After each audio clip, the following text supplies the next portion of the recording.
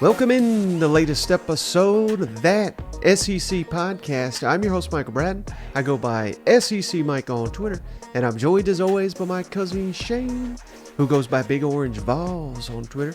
How you doing, you big Tennessee homer? Hey, buddy, what's going on? Oh, man, I'll tell you, I'm pretty fired up, Shane. We've been talking some of the heavyweights in the SEC. Tennessee on Monday, Bama on Tuesday. Bandy on Wednesday, baby. No, we're talking them dogs, Shane. Georgia Oh. Bulldogs trying to go 3 for 3. Kirby Smart says we're built to sustain. We'll get all into it, Shane, but I'm fired up, Shane, to dedicate an hour here to them dogs. How you doing, brother? Like they ain't got enough spotlight. You know what I'm saying? They're still doing victory laps out there, taking cruises and having fun. It's just been a hell of a summer for them Georgia Bulldogs and the fans. Brother, I'm excited. I'm pumped up. A little tired. I'm going to tell you, last night, I'm standing at the new Buc-ee's in Sevierville, right? All right, so this, if you don't know what Buc-ee's is, where have you been? It's all over. Google Auburn. All right, it's a popular gas station, whatever. But the largest one in the country was built right here in my backyard. And I said, you know, honey, it opened today. Let's drive up there and go see this thing. You know, we could stand in there with all them other tour-ons and say, you know what, we were the first ones here in the largest Buc-ee's in the entire world, you know. And side note, asterisk, Texas is building one currently that is larger than it's a pattern, okay? So anyway, I'm standing in front of this beaver, and we're getting our picture made, and I'm saying, oh my God, if 24-year-old Shane said, hey, when you hit 40, you're going to stand beside a beaver at a gas station off the 407 exit, and you're going to be excited about it. I would think I made some serious mistakes in my life, Mike, but we had a hell of a time.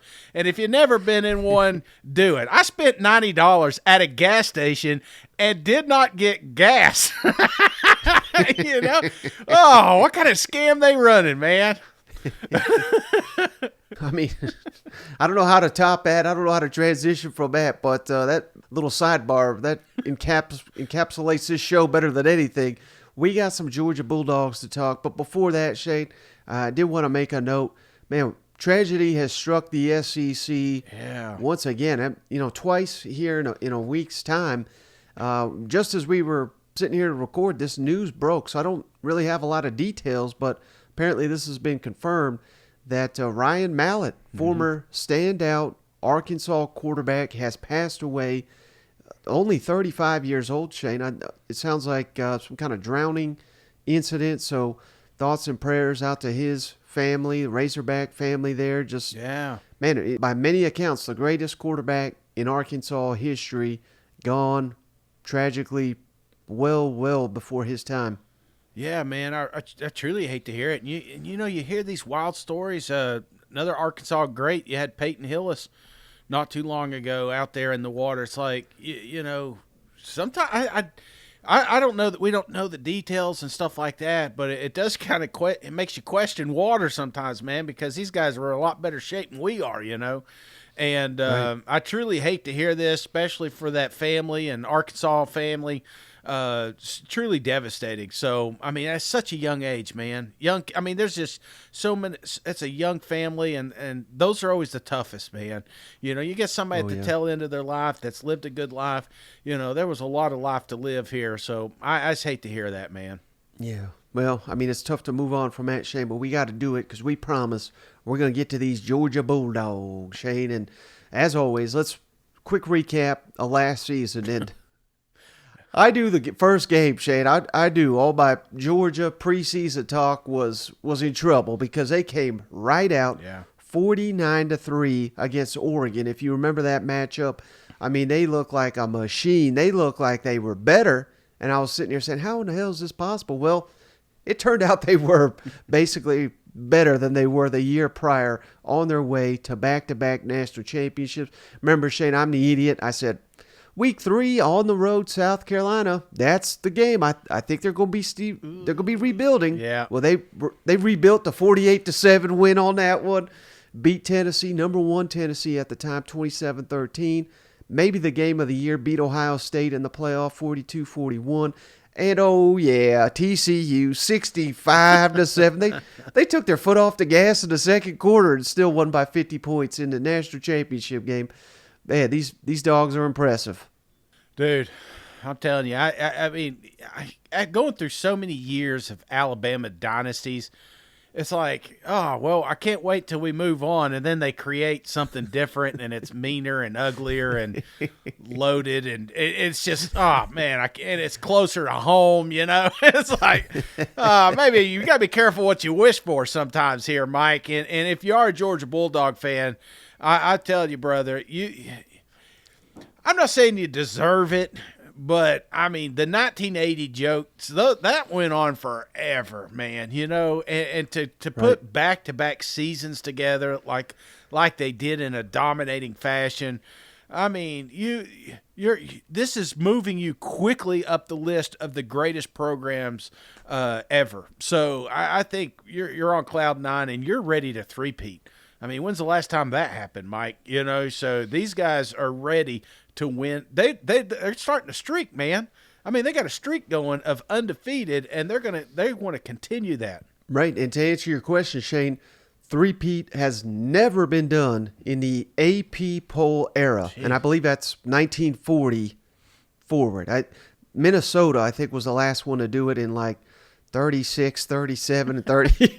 So, were they all at home and nobody could get there? Is that what it was?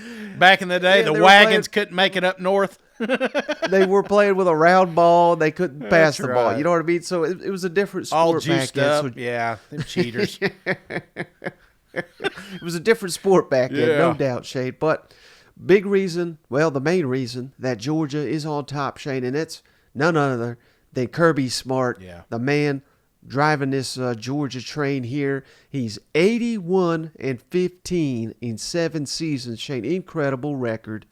8-2 in bowl games. 48-13 against SEC opponents. Look, just listen to this list, Shane. 7-0 against Kentucky and Missouri. 6-1 against Auburn and South Carolina and Tennessee. 6-1 against all of them. Vanderbilt 5-1, should be 6-1, but they backed out of the COVID year because they didn't want to get beat down. Yeah. So really should be 6-1. Florida 5-2. Mississippi State 3-0. Arkansas 2-0. A&M 1-0. Bama 1-4. But he beat them in the one that counted. National Championship.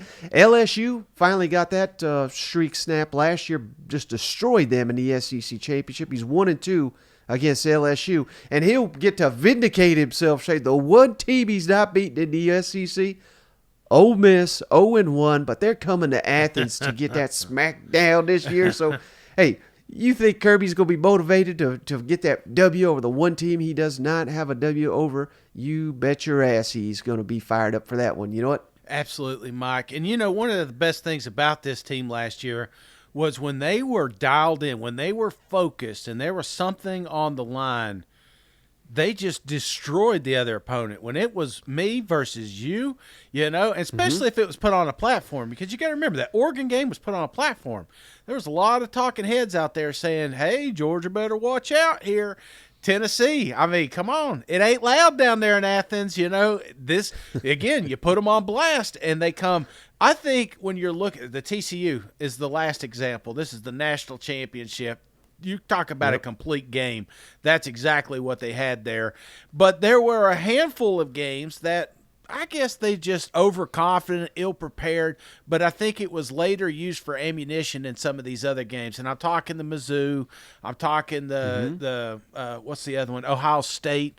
You know, some of these games, they just say, hey, we're going to beat these guys. Let's just get to the natty. You know what I'm saying? I feel like at times that's what almost caught Georgia. But when I say almost, I'm talking just staying within 2 scores almost, staying within a score almost. So that was a victory against Georgia last year, was just not getting your ass ran out of town.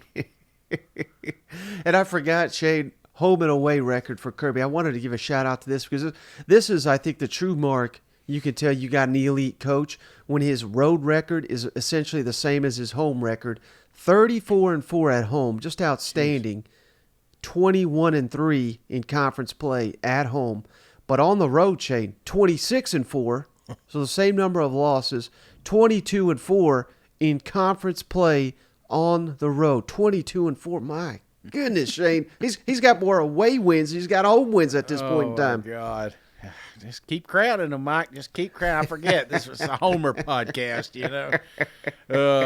Gators. Here they are. They had Tennessee one day. They got Georgia the next. They're just out there. I'm messing with them. I give them a hard time. But, yeah. No, this is very impressive. And, and what's impressive is it's not a Cinderella season. Last year wasn't a Cinderella season. This is a continuation. This is a program that continues to reload. So that's the craziest part about this Georgia team. And the only notable coaching change, of course, Shane, is, Todd Monken off to the NFL. He's back with the Baltimore Ravens. Outstanding offensive coordinator. I'm not trying to take away from anything he did because I think that's the best hire Kirby's ever made. He's made some outstanding. Hell, he's got about 3-4 guys he's hired that are now head coaches. So he's made a lot of good hires. Todd Monken was the best of the bunch, and now he's elevated Mike Bobo. So I think for the rest of the SEC, Shane, this is the only hope that the Georgia dynasty's coming to the end is if Bobo is not that good of an offensive coordinator. But for the life of me, Shane, I can't understand these people that think Bobo is not a good offensive coordinator, Shane. He was already out on Georgia's staff last year, and they asked Todd Monken, who should we replace? Who's the best guy to replace you? He said the guys that already in-house, Mike Bobo, you got to elevate this guy. He was at Auburn in 2021, and people just think Brian Harsin, what a disaster. But you got to remember, Shane, Auburn that year, in November, controlled their own fate to win the West, and what happened? The defense fell apart, and Bo Nix broke his ankle. Yeah. And remember, this is the same guy coached up T.J. Finley. They had Alabama beat. Yeah. Tank Bigsby ran out of bounds. Remember that? So, again, the offense was not the problem when he was at Auburn. Same deal, South Carolina. He was offensive coordinator 2020. They fired Will Muschamp's ass when Lane Kiffin put up 60 on him in that game. That was the clipboard game. That was on the defense, Shane. They had a quarterback. That was a shootout. By the name of, it was a shootout. They had a quarterback by the name of Colin Hill, who you have to Google this right now if you're listening to this show. Who the hell's Colin Hill? Well, he was a guy that was South Carolina's starting quarterback. And remember, they had Kevin Harris at running back. And, hey, Shane Beamer's done a hell of a job. But remember, when Bobo left, Kevin Harris was never the same. So, he got a hell of a lot of production out of that South Carolina offense. What was that quarterback's name again? There. I done forgot. Colin Hill was his name. He's running to Staples over there in Columbia now, ain't he? Exactly. And, of course, before that, he was Colorado State head coach, Georgia OC quarterback coach. This guy has got an outstanding track record. Some of his quarterbacks, Shane, Aaron Murray, all-time leading passer in SEC history. You may have heard of him. Matt Stafford, number 1 overall pick. And David Green, who doesn't get the credit he deserves for an outstanding quarterback. So, this is an impressive resume. He's coached 92 games as the offensive coordinator at Georgia, Shane. 57 of those times, they scored 30 or more, so over half. 40 or more, 29 times. And 50 or more, 13. Who is this? Josh Heupel running the offense over here? This is ridiculous. They got the players. Yep. Mike Bobo will be a solid offensive coordinator for Georgia, and that's all they need because they got the best damn defense in the country. Yeah, absolutely, Mike. And again, we're not looking to reinvent the wheel. It's not like he brought into a messed up situation here. A lot of times when you look at what Mike has done through the years, he was fixing problems. Here, he's just maintaining the current trajectory of this football team. So I would like to see a little bit more of his flair on there. I love that there's a little bit of a quarterback competition here. You know, Mike knows quarterbacks. Hell, I was watching I do these highlights with the Big Orange Walks, and I'm watching one the other day that's got Mike Bobo and Kirby Smart going against Peyton Manning, you know? So it's like, oh, yeah, I forgot they were on the same team. So, no, this guy's well familiar, knows how to play the game, knows what's expected down there in Athens. This job is not too big for him. And I'm with you, Mike. I think this is a sleeper hire. And then here in a couple of years, Mike's going to land another opportunity in the college football world as a head coach. Right. I mean, I think Kirby just goes to him and says, hey, Bobo, give me 21 points per game, and we'll beat everybody with this defense we got in Athens. Man. You know what? Yeah. Wouldn't you, man? I mean, this is the best group he's ever had to work with. You know what I'm saying? Exactly. God, he's sleeping good tonight. All right, Shay, let's get to the returning production for them Dogs this season. On offense, 52% of the production's back. That ranks 13th in the SEC. So next to last, but again, Alabama and Georgia, this stat is basically irrelevant to them because they're so loaded. Only 6% of the passing is back, though, thanks to Stetson Bennett now with the L.A. Rams. Carson Beck at 310 yards. He's our leading returner. Rushing yards, 66% of the rushing is back. Dejon Edwards, 769 yards last year, number 2 on the team. Receiving yards, 62% with the man Brock Bowers. He led the way with 942 last season, and 3 starters are back on the offensive line chain. The interior of that line is what's back. They're replacing both tackles, but they're doing it with a couple 5-stars. So I hate crying for Georgia on that offensive line. You know what? Absolutely no. Again, we're reloading here with Georgia. Some of these guys that are becoming the starters now were the ones that were backing up last year and got plenty of playing time. So, yeah, they're in no trouble. Now, the defense, here's where they're really going to shine, Shane, because they got 70% of the production back, 4th most in the SEC. They were already the best defense in the SEC. Now they're top 4 in returning production. 4 of their 5 top tacklers are back. 55% of the sacks from last season, and just 41% of the interceptions are back. But very, very loaded. We'll get to the defensive side here in a minute, but ranking the position groups was damn near impossible because you could convince me of any 3 of the positions being the strongest. There is no weakness on this defense. No weakness at all. I mean, this is what we've started to come accustomed to, man. When you think of great defense, you're going to constantly compare them to the Georgia Bulldogs. Right. So let's focus next, Shane, on the transfers. We always start with the outgoing first. And Georgia actually had a lot transfer out, Shane, but I don't think most of these guys are contributors. So I'm just going to go with in order of their importance. A.D. Mitchell, the receiver, he's off to Texas. I think that's the biggest blow. You know, hero of 2 national championship games. But he barely played last year because he was banged up. So how big of a loss is that? That's fair to question.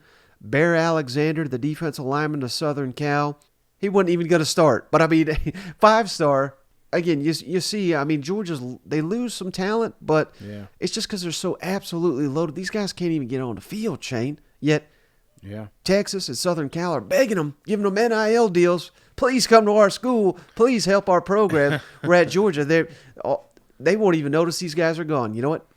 Absolutely. And part of the reason why they're so talented because they're constantly competing with other guys that can start at other schools, you know? Right. Now, they did lose linebacker Tresman Marshall. Again, career backup. He's at Alabama, though, so he's very talented. Jameer Singletary, we've mentioned him before, the corner. He's at Arkansas now. I think he'll be a player for Arkansas. Arik Gilbert, tight end, just never lived up to that potential. He's at Nebraska now. Had he lived up to the potential, this would have been a significant loss, but I think he only had like 6 catches in his entire Georgia career. You know what?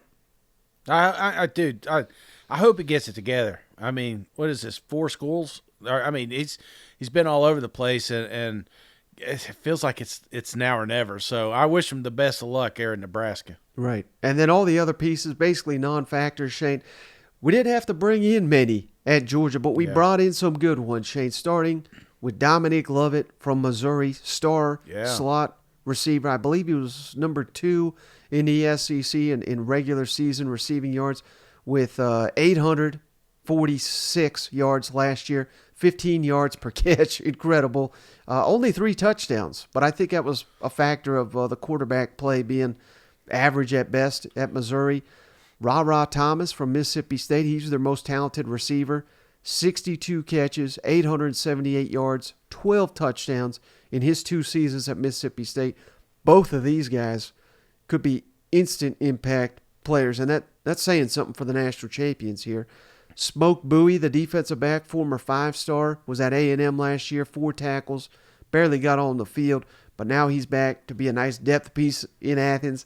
And then Laneith Whitehead, former Tennessee running back, 207 rushing yards and 2 touchdowns in 3 seasons at Tennessee. That's the entire list of who we brought in. But again, Georgia could bring in whoever the hell they wanted. They didn't have a lot of holes to fill. Yeah, or scholarships to offer. So they that's just what they do. And I like what they got. Some of the pieces, and we'll talk about it here in a minute, but they went out, they addressed a few areas, and we're talking deep, man. I mean, their program is completely loaded, but there was a couple of pieces that could really make an instant impact, and that's what they did. Mm-hmm. All right, so as for the recruiting class, Shane, it was a down year, to be quite honest with you, in Georgia. The number 2 recruiting class in the country, number 2, of course, in the SEC, signed a number of 5-stars. I'm kidding with saying it's a down class, of course. The number 3 edge defender in the entire country, Damon Wilson. Number 3 linebacker, Raylan Wilson. Number 3 safety, Joel Aguero. Number 4 defensive lineman, Jordan Hall. Number 5 offensive tackle, Monroe Freeling. And then a couple 4-stars that I'm already hearing great things about, Shane. The number 3 corner in the country, A.J. Harris. Number 5 linebacker, C.J. Allen. Number 8 tight end, Lawson Lucky. And the number 8 edge defender, Samuel Pembois. All these guys have the talent to get on the field. And I'm just throwing this one to the mix, Shane, because at Georgia, we do not cut corners. Give me the number 1 kicker. They're bringing him too, Peyton Woodring. You can never have enough good kickers on a roster. You know what? Absolutely. Oh, Woodring. I like that. Yeah, he may start immediately. All right, as for the position breakdown, Shane, I'm doing this one just for you, and I'm doing it for Brock Bowers because tight end is at the top of the list in Georgia. Brock Bowers, he's the best in the game. He may be the best player. Not tight end, best player in the entire country. And he may have been the last 2 seasons. He's that dominant as a receiver, as a blocker. The guy's got a motor that is just legendary down there in Athens. Spoiler alert, he's a 99 on my ratings list here. Oscar Delp, super sophomore, is back. And then our guy Rusty, he says, keep your eye on this Lawson Lucky, Shane. They also got another freshman coming in, Pierce Sperlin. They love these 6'7" tight ends. 6'7", 240 pounds. Sperlin is here, so monster tight end. Yeah. So not worried at all. Getting rid of Eric and of course Washington. You know, I mean they did lose some talent, some serious talent in that room. So you're still good with keeping this at the 1 spot. Shane, we don't rebuild in Athens. We just reload. So, no concern at all from me. Here, we finally got tight ends. I'm trying to pull them back down here. So, no, I'm with you here. All right, offensive line. Next on my list, Shane, the best center in the SEC, Cedric Van Pran is back. Yeah. Xavier Truss at left guard. Tate Ratledge at right guard. Anchors on that offensive line. And again, I realize we're replacing both tackles, but we're doing it with former 5-stars, Amarius Mims and Ernest Green. Yeah. And how about Mims, Shane? Look at this monster. 6'7", 330 pounds. Oh, my God. And he couldn't get on the field because, you know why? Because both their tackles are in the NFL last year. So, man, we are just... Reminds me of my prom date. Just kidding. And, Shane, we got some quality backups. Micah Morris, Austin Blasky, Dylan Fairchild, Chad Lindbergh. I mean, these are all touted guys who it's just not their time yet. I'm sure they'll see the field this fall, but the offensive line is going to be a significant strength for the Dogs this fall. Absolutely, especially that interior, man. A lot of push up front. Them big boys. I give Ratledge a hard time, because I still think about that sticker getting pulled off. But, I'm getting over it. Just it's going to take a while, Maybe after a few years while he's in the NFL, I may overlook it. All right, next I got the receivers, Shade. I mean, this should give you an idea of how stacked Georgia is, that they're this low down the list. Lad McConkey back, maybe the most underrated player in the entire country. Marcus Rosemy St. Jack, he's been in college for 20 years, I think. Arian Smith, who made the big play in the national championship game that sparked Georgia, he's back. Jackson Meeks, Makai Muse, Dylan Bell, young guy stepping up. Chandler Smith, another one. And then, transfers, Dominique Lovett, Ra Thomas, two of the best players in all the SEC last year. Throw them all in the mix. Woo.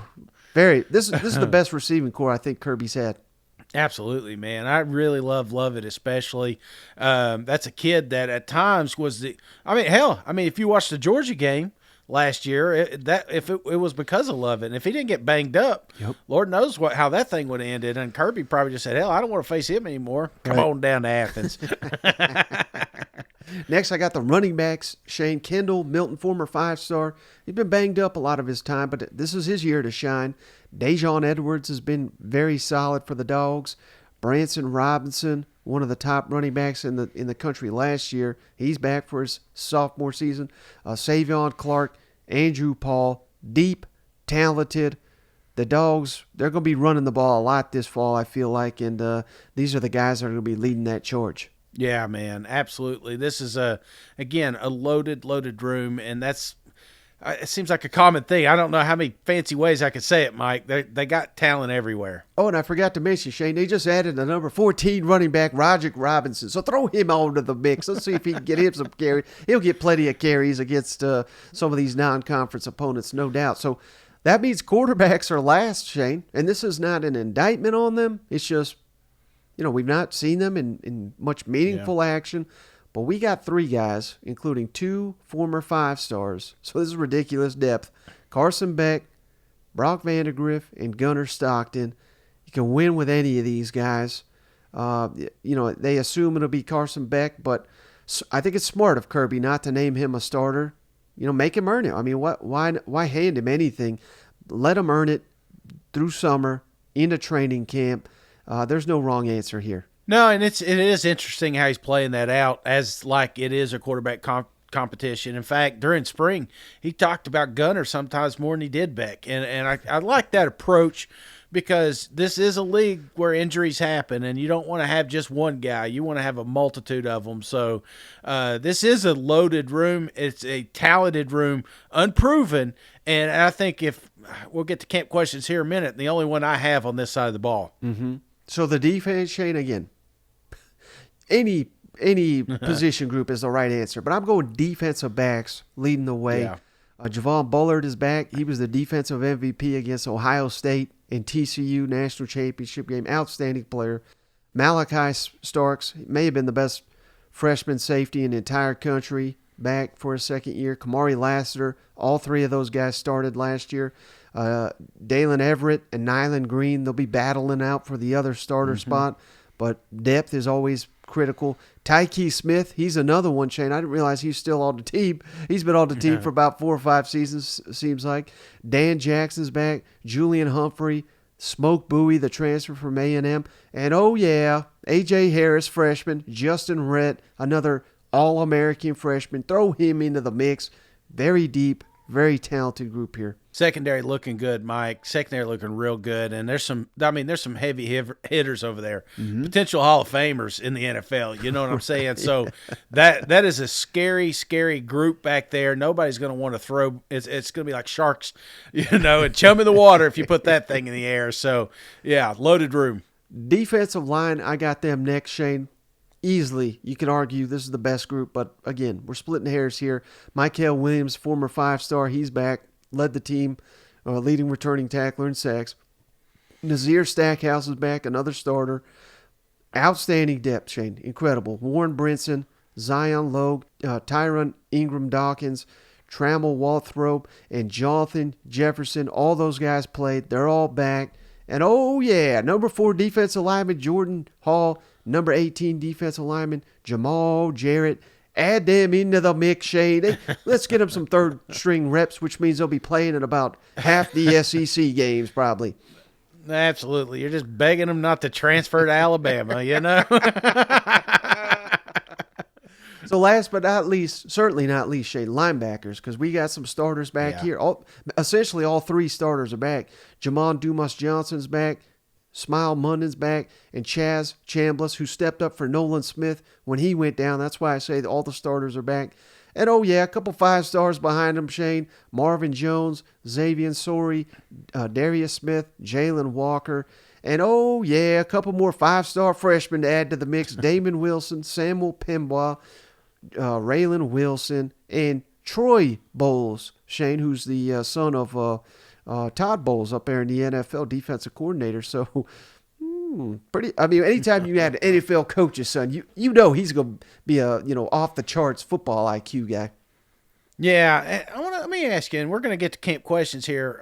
And I just want to ask you, while you're talking about all these guys, is there one up front there, especially that? I don't know, you've got penciled in as the dude, because when you always think about some of these great defenses Georgia has, they spend 10, 15 minutes talking about a guy that's just a force to be reckoned with. And there's a lot of talent on that side. But I'm just curious, who's the one guy that you think steps up with this team to become the dude that every offense needs to keep their eye on? It'll probably be Michael Williams, the sophomore defensive lineman who's leading returning sack artist, because it's so hard as a freshman to come in and make an impact, particularly on a team that's going back-to-back national champions, yet he did that. Now, I don't know they got another Jalen Carter. That guy was just one of a kind, but I didn't know who Jalen Carter was the first championship. I mean, he was a backup. You know what I mean? And then everyone was saying, my God, this backup's the best damn lineman they got. And they were right. So, I mean, Georgia's so loaded that it's guys that we may not even be circling right now could emerge. I know Travon Walker, former number 1 overall pick to the Jaguars. He's another one. I mean, I knew who he was, but I mean, never in a million years would I have guessed, oh, yeah, that's former or future number 1 overall pick. So, I mean, they develop. There's just so loaded down here. Yeah. Now, kicker, a little bit of a question mark, Shane. Jared Zirkles, 1 for 1 in his career. I told you they added the number 1 high school kicker, Peyton Woodring, so add him into the mix. I don't know if he'll be ready as a true freshman, but he's number 1 for a reason. And then punter is back, Brett Thornton. Where's he from, Shane? Australia. I mean, what the land down under. Are we not making punters in America anymore? That's just a little pet peeve of mine. I mean, hell, everybody's got an Aussie punter. But Brett Thornton is awesome, 45 yards per punt last season. So, we don't need a kicker at Georgia. Shane. No. All we do is score touchdowns. I wonder, Mike, in that island over there, because that's basically what it is. If they're saying, in high school, what are your dreams? What's your ambition? And he's like, I want to go to America. And it says, well, can you kick? Because if you can, I've got a job for you. So I don't know. It's just kind of crazy. I'm sure there's a documentary out there talking about all these Aussies kicking the football. I just haven't seen it yet. Well, yeah, I saw something years ago, back when College Game Day was really good. They had some kind of special about some academy they have out there where I guess they find the best kickers in the country and they train them for the sole purpose of coming to America, earning a college scholarship. So I assume it's that, and I guess the word's out, and the entire SEC just scouts this damn kicking school down in Australia or something. It's like the IMG of kicking over there in Australia. All right, Shane, top 10 dogs. I've already tipped my hand. Brock Bowers, 99. I believe he's the only second 99 I've given out during our entire fall camp series. 98, Shane, Javon Bullard, the outstanding safety, so not far off. Malachi Starks, 97. That's pretty damn high for a sophomore. I think that's the highest I've given. Well, maybe Junkins, and then Starks. I mean, neck and neck, best sophomores in the country. 97, the outstanding center, Cedric Van Pran. 96, at defensive lineman, Michael Williams. 96, linebacker. I just want to pause for a second. I asked you for the dude. You give me a dude, and he's 5 on the list here. You know what I'm saying? It's like, oh, sorry. Number 96, or 96 overall, linebacker, Jamon Dumas Johnson. 95, receiver, Ladd McConkey. 95, receiver, Dominic Lovett. 94, offensive lineman, Amarius Mims. Not even a starter last year, but I think he's going to be that good. And then 94, linebacker, Smile Munden. Could have added about 20 more guys to be in a top 10, but this is the Georgia Bulldogs, Shane, and depth is just insane on this roster. It is, and I think that's the fun part about this team is you're right. Halfway through the season, there's probably 3 or 4 names that wasn't on that list that clearly is going to be over 92, 93, you know? Right. So biggest camp questions, Shane, I have 2 actually, and it's not a major concern, but I do think it's something that's being a little bit overlooked, and it's just the fact that we got a new quarterback, 2 new offensive tackles in the starting lineup, and a new offensive coordinator. Now, I got confidence clearly in all those pieces, but it's one thing to sit here and just say it. It's another to go out there and execute. And, I mean, these are critical positions, quarterback, offensive tackle, and offensive coordinator, obviously. So how does that gel together with this entire team? That is kind of the biggest question mark I have with the Georgia Bulldogs. And then the other one, you know, we can't even really answer this, but getting up for the challenge when you're on top, when everybody's chasing you, and a lot of these guys, you know, they were on the team the last couple of years, but they weren't, not all of them, were not the prime players. So, you know, how do they respond to being the hunted when they were maybe not the primary reason that Georgia's winning these titles? That is going to be something to monitor this fall with Georgia, I think. Yeah, I think that's kind of going with my question. You know, Stetson Bennett was. I mean, I think we'll realize how good of a player he was 10 years from now. You know, not only was he just a good quarterback, but he was a good team leader. He had good presence on the field. I mean, he had complete control of that team. And something Kirby talked about last year in SEC Media Days was trying to create a new identity for this team last year.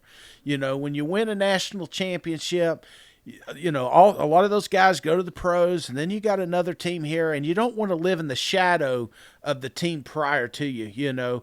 So this won't be the first time that he's had to do that, you know, but to create a new identity, it's a little bit easier when you got a quarterback like Stetson Bennett that's been at both of those.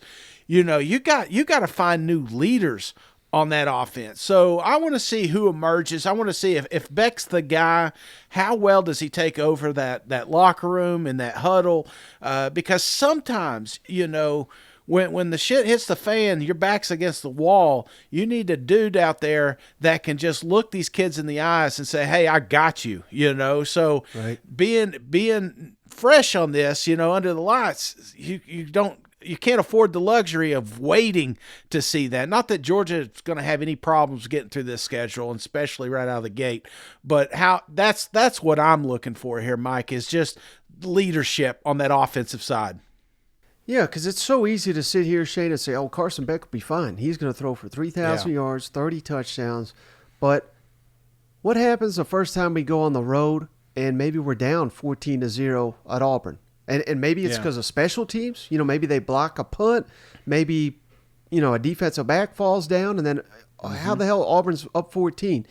It's not that we can't recover from that, but how does he respond to that challenge? Yeah. And I mean, that's just one example I can think of. I mean, Florida's got some trick plays, and all of a sudden, you know, we're not in Athens. We're neutral field, Jacksonville. How does he handle that environment? Right. On and on and on. I mean, there's many different challenges that we don't know how he'll respond to a tough situation. Right. And sitting here, Shane, when really, if we're talking about adversity, I mean, it's different for everybody, right? But what if they beat South Carolina by like 10?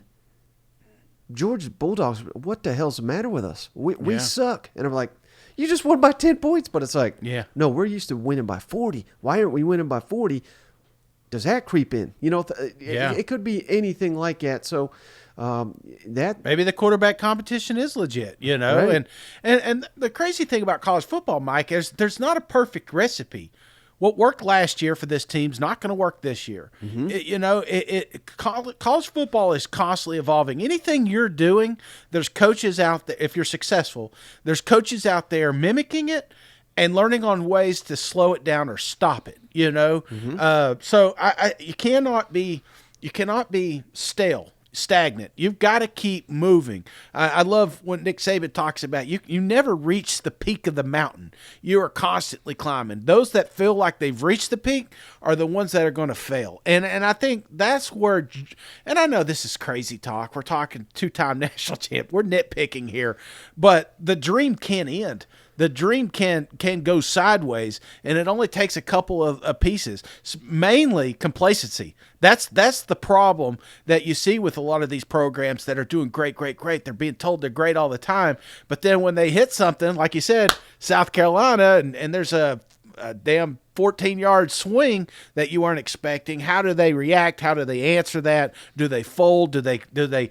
I mean, you're talking. How many times has this team ever been down? So This may be new. Some of these kids have never lost a football game probably, you know. They went through high school undefeated. They're up here in Georgia undefeated.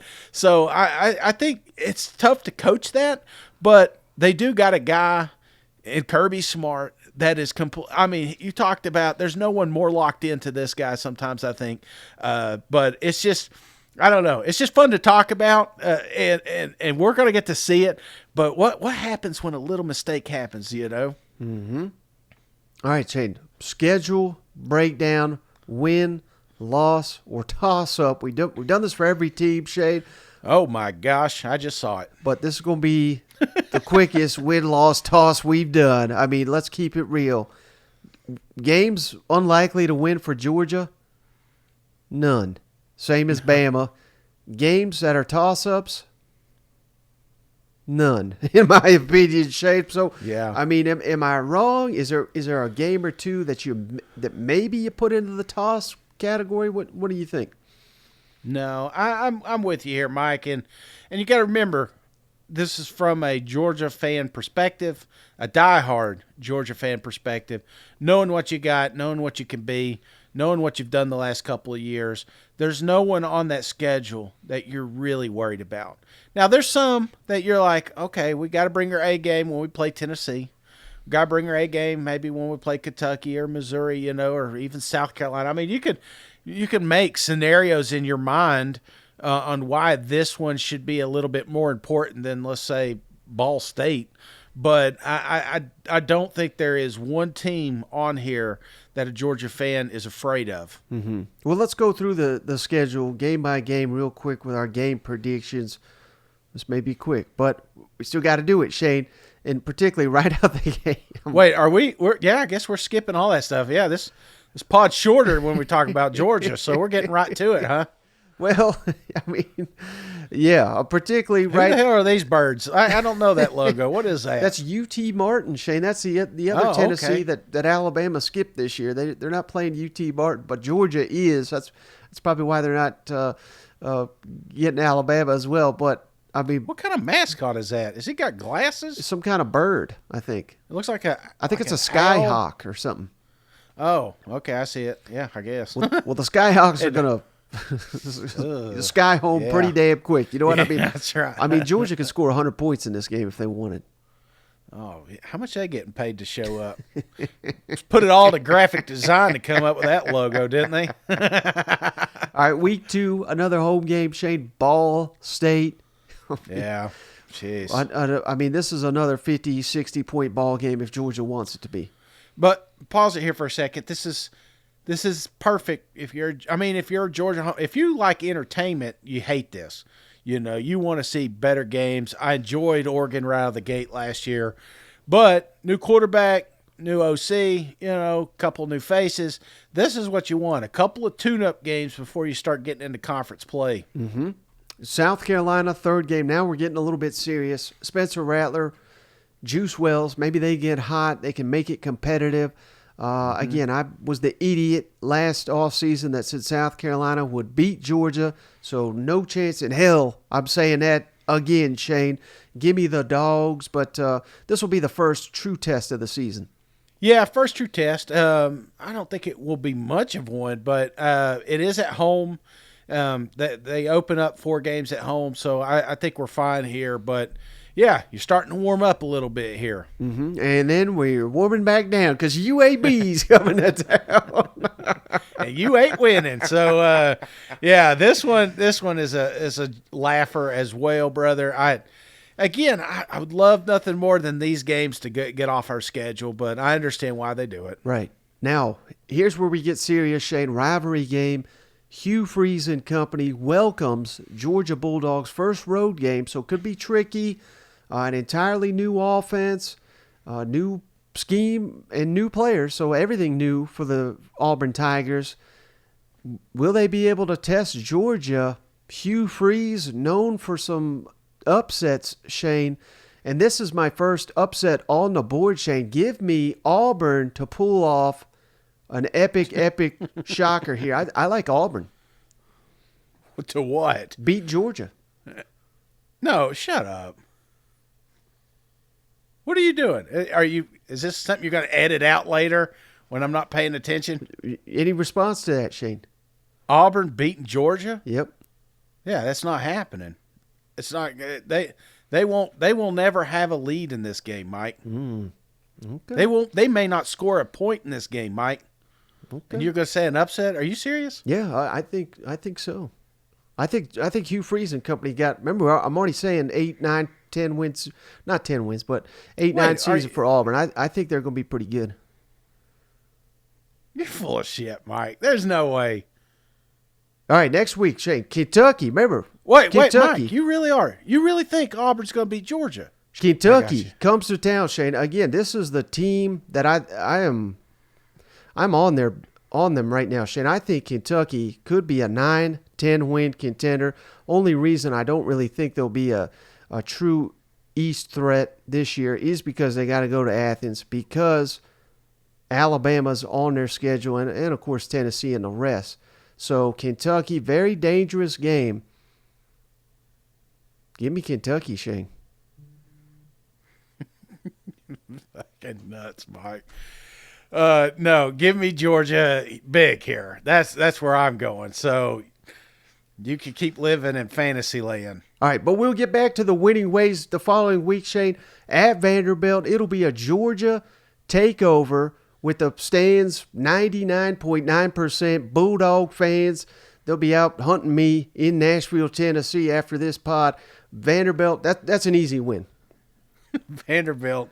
Easy win, brother. Easy win. Going to have a ton of fun. A lot of alcohol up there now. So, yeah, maybe they'll have another Beyonce concert going around. Hey, real quick, we're going to be at the, what is it again? Bearded Iris. July 15th, yes. 3 to 6 Central Time, Saturday before SEC Media Day. So if you're coming out to Media Days here in Nashville, come hang out, 3 to 6 Central Time, Bearded Iris.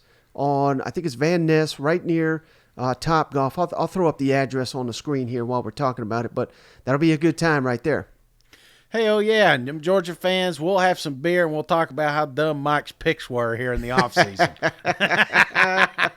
All right, following week, big rivalry, Shane. Florida in Jacksonville.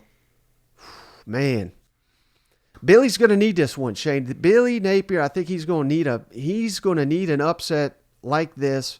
He's going to need an upset somewhere to keep that fan base engaged, to keep that recruiting class. You can never overlook a rivalry game, Shane. Give me the Gators in this one. Damn, Mike. No. Again, not even close. But I'm with you. Billy does need it. Florida does need it. They got some pretty cool shit going on right now. I mean, save some recruits for the rest of us there, Billy. But I tell you, them recruits, they don't grow up that quick, Mike. I got another huge loss here. All right, and then the following week, Shane, Missouri at home. This is the team that gave you trouble last year, of course, well documented. So I think Georgia and company will take them a lot more serious this time around. We do think Missouri could be very good. Shane said maybe even 10 wins this season. I think that's true. But because last year was close, give me them Dogs in an easy victory.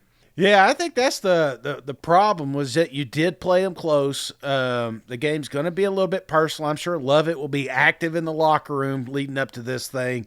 Yeah, I like Georgia, but again, this is a good team. Can't overlook them like you did last year, or it's going to stay close. But I just think that you gave Kirby material. So Yep. A lot of yelling in the locker room during that week of practice. So give me Georgia Bulldogs. Again, pretty big. Now, very tricky game right here, Shane. Ole Miss comes to town. Trap game. Well, yeah, Yeah. trap game. And again, the only team Kirby's not beaten in the SEC. Quidjaw Junkins, best running back in the SEC, perhaps. Rocket Sanders, I think the only other running back that can contend with that. Jackson Dart, will he take that big next step? Pete Golding, defensive coordinator. Kirby ain't beat Ole Miss, Shane. He ain't doing it this season. 0-2. Give me Ole Miss. So I think it's a trap game. They'll be looking ahead to Tennessee. Kirby. Oh, my gosh. Lane paid you for this one, didn't he? He's giving you money under the table. So, wait.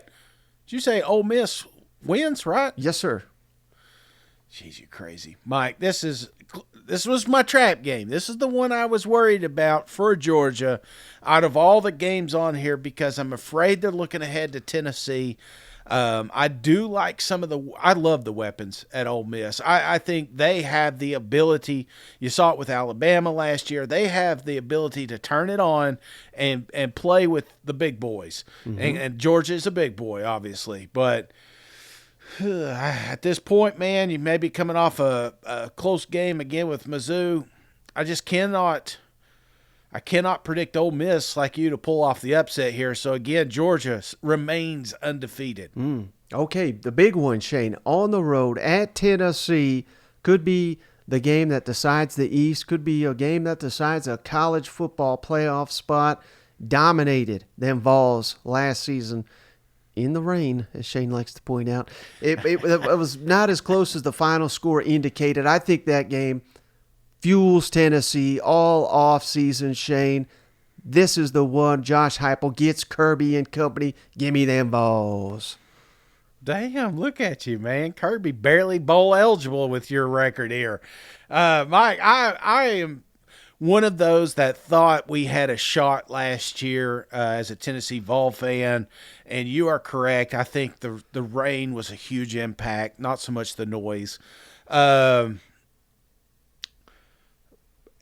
again, it's in Neyland. I'd love to get this one, but I'm a Georgia homer today.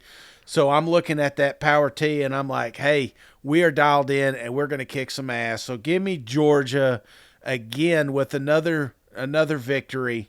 Now you're looking at 11-0. So the finale, Shane, at Georgia Tech.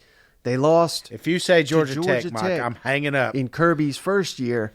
I don't think, as long as Kirby's there, Shane, they're ever losing to Georgia Tech again. Give me them Dogs. Easy win here. Jeez, Mike. Yeah, I think all three quarterbacks get play in this game. It's over. Georgia Bulldogs with another one. Undefeated. The streak continues. Oh, you know what I forgot to tell you, Shane? What's that, Mike? I was picking against the spread. Come on, Dogs are going undefeated. Come on, for the second year in a row, undefeated. Try to mix it up. I didn't want to just so win. So, hell yeah, undefeated. Kirby and company, remember they won last year. They were saying 7-5. I was trying to figure out a way to get them to 7-5 this year. The only way it happens is against the spread. Give me the Dogs, 12-0. I wonder how many turned off already. You know what I'm saying? Like, Mike's done lost his – he skipped Bayless all of a sudden, you know? He's just looking for likes, you know? Well, I just thought it would be boring if we just sat here and said win. Well, you know hey, let's make it interesting here, Mike. I want to make it interesting here for a second. let's just pretend, because me and you are on record here saying Georgia goes undefeated. Looking at this schedule as a Georgia fan. Yep. And there are no tosses, there are no losses, but there are also some teams in the SEC that are not listed here. So I want to ask you 3 questions, Mike. Mm-hmm. If they played September 23rd at College Station, would you have win, loss, or toss there? Win, I think. Yeah. Okay. If you had October 7th and Death Valley at night against LSU, win, loss, or toss? Toss. Toss. Okay. All right, man. And if November 25th we realize Georgia Tech will never be a threat to Georgia and they never have to play them again because it's a stupid game, and we replaced it with Alabama in Alabama on a Sunday night, let's get wild, Mike. Win, loss, or toss? Who would you have? I would maybe say loss in Tuscaloosa only. Just really. I mean, it'd probably be a toss, but maybe a toss. Okay. I just think that would mean, the Alabama. I'm on record, Shane. I think they're in decline. That doesn't mean they're bad. I mean, they may be the second best team in the country, but they're used to being number one. I think that would be their Super Bowl. I think they'd put everything into it, and considering East and West. They'd meet again the following week in Atlanta. And on a neutral field, give me Georgia. I don't know, hell, it'd probably toss. But I'm trying to think of the one scenario where Georgia could possibly lose. I think it's maybe on the road at Bama in the regular season. I think that's the only way. Okay, all right. One last question, Mike. I'm just curious because we all got those. Man, I hope we should win, but. Let's don't overlook this team. Is there one on there that's currently on their schedule that you're like, if I'm worried about any game, it's going to be this one? What's interesting, Shane? Both those games for me are at home, so we don't have to worry as much. But it's Kentucky and it's Ole Miss. I think those are the 2 most dangerous games on the schedule because I think Kentucky's going to be so good. Because Ole Miss is so hard to read. Ole Miss may not be good. I mean, they got a hell of a slate. They may only go 8-4, 7-5. But if it is that bad, it's because of the schedule, and maybe they lose 2 or 3 scores or games by 1 or 2 points or something like that.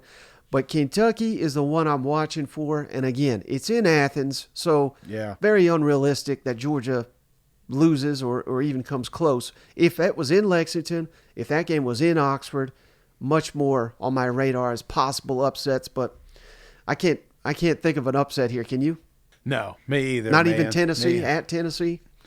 I mean, that's the easy Joe answer. Milton, That's Heisman winner. That's where we're all going to go. But but if it's talking heads, just don't talk about it. Tennessee sneaking around and behind the hedges,